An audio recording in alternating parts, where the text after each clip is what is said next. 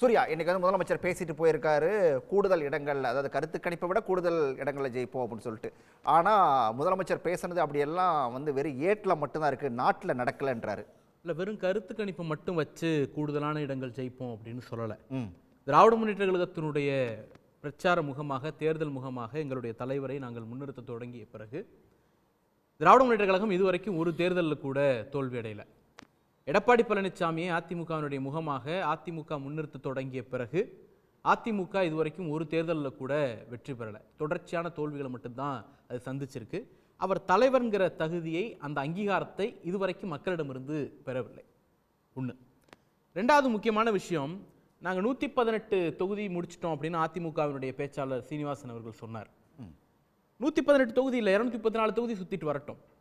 இந்த சுத்திட்டு வரத்துக்கு முன்னாடியே பல முறை இதை இப்போ கிளம்பிட்டாரு, இதோ இப்போ கிளம்பிட்டாரு, ஜனவரியில் கிளம்பிட்டாரு, பிப்ரவரியில் கிளம்பிட்டாரு, அப்படியெல்லாம் ஒரு பெரிய பில்டப்பெல்லாம் கொடுத்துட்டு மக்களை சந்திக்க அஞ்சு கட்ட கடைசியாக இப்போதான் சந்திக்கவே போயிருக்காரு. இதே மக்கள் சந்திப்பை 2024 நாடாளுமன்ற தேர்தலுக்கு முன்பும் எடப்பாடி பழனிசாமி நடத்தினார். அப்படி நடத்தின போது இன்னைக்கு என்னென்ன குற்றச்சாட்டுகள் எல்லாம் வைக்கிறார்களோ இது எல்லா குற்றச்சாட்டையும் அவர் வைத்தார். அந்த எல்லா குற்றச்சாட்டையும் நிராகரித்து விட்டு தான் மக்கள் 40க்கு 40ங்கிற மிக பிரம்மாண்டமான வெற்றியை திராவிட முன்னேற்ற கழகத்திற்கு கொடுத்தார்கள். அதுவே அடிப்படையில் இவர்கள் வைக்கிற குற்றச்சாட்டுகள்லாம் பொய்ங்கிறதுக்கு நிரூபணம். வெறும் கருத்து கணிப்பு வச்சுட்டு சொல்லலை, நடந்து முடிந்த தேர்தல் ரிசல்ட்டையும் கருத்து கணிப்பு ஒப்பிட்டு பார்த்து இந்த அடிப்படையில் அதிமுக அடிக்கடி சொல்லிட்டு இருக்கக்கூடிய ஒரு விஷயங்கிறது நாடாளுமன்ற தேர்தல் அப்படிங்கிறது வேற, சட்டமன்ற தேர்தல். 2021 சட்டமன்ற தேர்தல் இன்னைக்கு இவங்க சொல்றாங்கல்ல, நாங்க பிரிஞ்சு நின்னோம் அதனால இவங்க ஜெயிச்சிட்டாங்க அப்படின்ட்டு. 2021 சட்டமன்ற தேர்தல், 2019 நாடாளுமன்ற தேர்தலையும் இவங்க சேர்ந்து தானே நின்னாங்க. சேர்ந்து நின்று அதிமுக பிஜேபி கூட்டணியை வீழ்த்திட்டு தானே திராவிட முன்னேற்ற கழகம் ஆட்சிக்கே வந்துச்சு. அப்படிங்கிற அடிப்படையை சேர்த்து பார்க்கணும். இன்னைக்கு அதிமுகவுக்கு புதுசா வந்து அரசு ஊழியர்கள் மேல அக்கறை எல்லாம் வந்திருக்கு.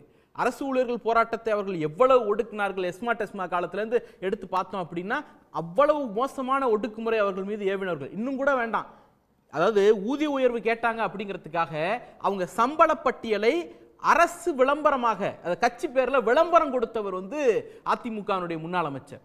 ஒரு ஆடியோ இன்னைக்கு இருக்கு, எடப்பாடி பழனிசாமி அவர்களுடைய சம்பளத்தை எவ்வளவு கேவலமாக பேசினார் ஒரு முதலமைச்சர் சீட்டில் உட்கார்ந்துட்டு அப்படிங்கிறதுக்கு. ஒரு அரசு பள்ளி ஆசிரியர் இவ்வளவு சம்பளம் வாங்குறாங்க என்று வயிற்றறிச்சல் அவர் பேசிய அந்த ஆடியோ இன்னைக்கு இருக்கு. அந்த விளம்பரம் இன்னைக்கு இருக்கு, எவிடென்ட்டா இருக்கு. அப்பேற்பட்ட கட்சிக்கு அரசு மேல அக்கறை வந்திருக்கிறது அப்படிங்கிறது எனக்கு ஆச்சரியமா இருக்கிறது. இன்னொன்னு ஏட்ல தான் இருக்கு அப்படிங்கிற, நாட்டில் இல்லைன்ட்டாரு. அதுதான் வந்து ஒன்றிய அரசாங்கம் கொடுக்கக்கூடிய புள்ளி விவரங்களே நாட்டில் இருக்குங்கிறதுக்கு நிறைய சான்றுகள் இருக்கு. உதாரணத்துக்கு, எடப்பாடி பழனிசாமி திராவிட முன்னேற்ற கழகத்திட்ட ஆட்சியை விட்டுட்டு போகும்பொழுது தமிழ்நாட்டினுடைய வளர்ச்சி 0.07%. உடனே இவங்க சொல்லுவாங்க அது கோவிட் அப்படின்ட்டு. கோவிடுக்கு முன்னாடியே 3% வந்துருச்சு. கோவிட் 2020 வருதுன்னா 2019 அது 3% அப்படிங்கிற இடத்துக்கு வந்துருச்சு. அப்ப அந்த 3ங்கிறத நீங்க எடுத்துக்கிட்டீங்கனாலும் 3%லிருந்து இன்னைக்கு இந்தியாவில் எந்த மாநிலமும், பிஜேபி ஆளக்கூடிய மாநிலம், இவர்கள் அதிமுக ஆண்ட காலத்துல யாரும் சாதிக்க முடியாத அளவிற்கு 11.18% வளர்ச்சி அப்படிங்கிற பிரம்மாண்டமான வளர்ச்சியை. அதுக்கு அடுத்த ஸ்டேட் எடுத்தீங்கன்னா 9% தான் ஊப்பி. 2வது இடங்கிறதுக்கும் முதல் இடத்துக்கும் 3% கிட்டத்தட்ட டிஃபரன்ஸ் வருது. அவ்வளவு பெரிய வளர்ச்சி இன்னைக்கு எட்டியிருக்கிறோம்.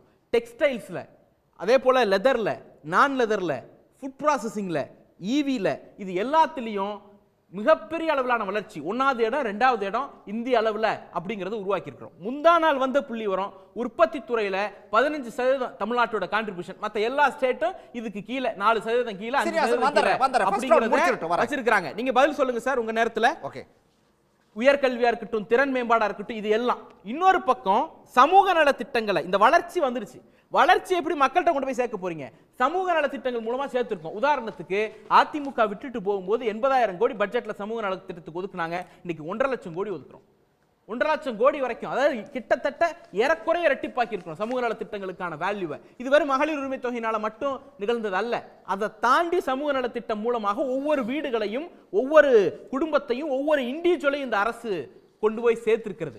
ஏகப்பட்ட நெருக்கடிகள், திட்டங்கள் மேல வச்சிருக்கக்கூடிய நம்பிக்கையால தான் முதலமைச்சர் வந்து கருத்து கணிப்பை விட கூடுதல் இடங்கள்ல வெற்றி பெறுவோம். இல்ல, மக்கள் மீது உள்ள நம்பிக்கை. ஏன் அப்படின்னா மிகப்பெரிய நெருக்கடி ஒன்றிய அரசு கொடுக்குது. ஒரு ரோடு போடுறதுல இருந்து, ஒரு ரயில்வே நிலையம் கட்டுறதுல இருந்து, கிளாம்பாக்கம் ரயில்வே நிலையம் கட்ட வேண்டியது யாருடைய கடமை? ஒன்றிய அரசோட கடமை.